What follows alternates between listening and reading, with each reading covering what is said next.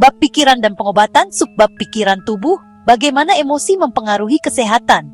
Dalam bukunya Emotional Intelligence, Daniel Goleman menjelaskan bahwa faktor emosional sangat berpengaruh besar terhadap sistem kekebalan tubuh manusia. Oleh karena itu, pihak medis dianjurkan untuk tidak mengabaikan faktor emosional pasien dalam proses pengobatannya. Di dunia orang sakit, emosilah yang menjadi raja karena pikiran kita disibukkan oleh rasa takut. Secara emosional, kita dapat menjadi begitu mudah hancur bila kita sakit karena kesejahteraan mental kita sebagian didasarkan pada ilusi tak dapat sakit.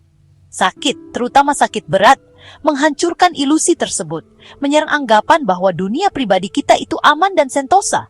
Sekonyong-konyong kita merasa lemah, tak berdaya, dan rentan. Kesulitannya adalah apabila petugas medis mengabaikan reaksi emosional pasien-pasiennya, bahkan ketika ia memeriksa kondisi fisik si pasien. Tiadanya kepedulian pada realitas emosi si pasien akan penyakitnya berarti tak menghiraukan bukti-bukti yang semakin menumpuk, yang kadang-kadang amat berarti dalam mengatasi kekhawatiran terhadap penyakit dan dalam arah menuju kesembuhan. Perawatan medis modern terlampau sering kehilangan kecerdasan emosional. Sekarang terdapat alasan ilmiah bahwa ada keuntungan keefektifan medis, baik dalam pencegahan maupun pengobatannya, yang dapat diperoleh dengan memberi perlakuan tersendiri terhadap keadaan emosi seseorang seiring dengan pengobatan penyakit medisnya. Tentunya tidak dalam setiap kasus atau setiap kondisi, tetapi melihat data dari beratus-ratus kasus, terdapat peningkatan manfaat medis secara rata-rata yang menandakan bahwa interfayak dijadikan bagian dari standar perawatan medis untuk penyakit-penyakit berat. Pada tahun 1974, sebuah temuan di Laboratorium School of Medicine and Dentistry, University of Rochester, menulis ulang peta biologis tubuh. Robert Adler, seorang ahli psikologi, menemukan bahwa sistem kekebalan tubuh, seperti halnya otak, mampu belajar. Pendapat yang umum berlaku dalam ilmu kedokteran adalah bahwa hanya otak dan sistem saraf pusat yang mampu menanggapi pengalaman dengan mengubah perilakunya. Temuan Adler menjurus pada penyelidikan tentang apa yang kemudian diketahui merupakan ribuan cara komunikasi antara sistem saraf pusat dan sistem kekebalan, yaitu jalur biologis yang membuat otak, emosi, dan tubuh tidak terpisah, melainkan terjalin dengan erat.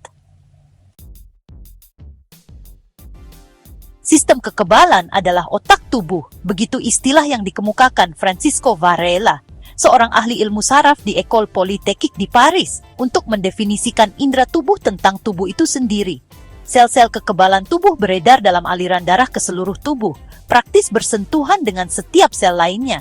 Sel-sel yang mereka kenali, mereka biarkan saja. Sel-sel yang tidak mereka kenali, mereka serang. Serangan itu, selain melindungi kita dari virus, bakteri, dan kanker, juga akan membentuk kekebalan otomatis bagi penyakit semacam alergi atau lupus, apabila sel-sel kekebalan itu keliru mengidentifikasi beberapa sel tubuh. Hingga saat Adler mengumumkan penemuannya yang mengejutkan itu, setiap ahli anatomi, dokter, dan ahli biologi yakin bahwa otak dan sistem kekebalan adalah satuan yang terpisah, satu sama lain tidak saling memengaruhi. Tak ada jalur yang dapat menghubungkan pusat otak yang memantau apa yang dikecap oleh tikus itu dengan wilayah sumsum tulang yang menghasilkan sel T. Atau begitulah yang disangka orang selama 1 abad. Selama bertahun-tahun sejak itu, penemuan kecil Adler itu telah memaksa munculnya pandangan baru terhadap hubungan antara sistem kekebalan dan sistem saraf pusat. Bidang yang mempelajarinya, psikoneuroimunologi atau PNI, sekarang merupakan ilmu kedokteran yang amat penting. Sebutannya itu mengakui adanya hubungan tersebut.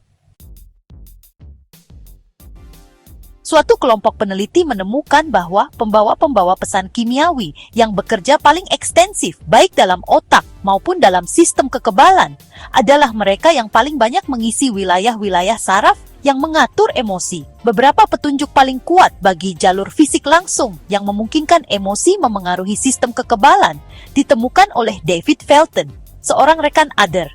Mula-mula, Felten mengamati bahwa emosi berpengaruh dahsyat terhadap sistem saraf otonom yang mengatur segala macam, mulai dari jumlah insulin yang dikeluarkan tubuh sampai tingginya tingkat tekanan darah. Felton kemudian mendeteksi titik temu tempat saraf otonom langsung berhubungan dengan limfosit dan makrofagus, yaitu sel-sel sistem kekebalan. Penemuan ini betul-betul revolusioner. Tak seorang pun menduga bahwa sel-sel kekebalan dapat menjadi sasaran pesan-pesan dari saraf. Dalam percobaannya yang menggunakan binatang, Felton membuang beberapa saraf dari limpa dan simpul-simpul getah bening, tempat sel-sel kekebalan disimpan atau diproduksi, dan kemudian menggunakan virus untuk menguji sistem kekebalannya. Hasilnya, respons kekebalan terhadap virus merosot besar-besaran.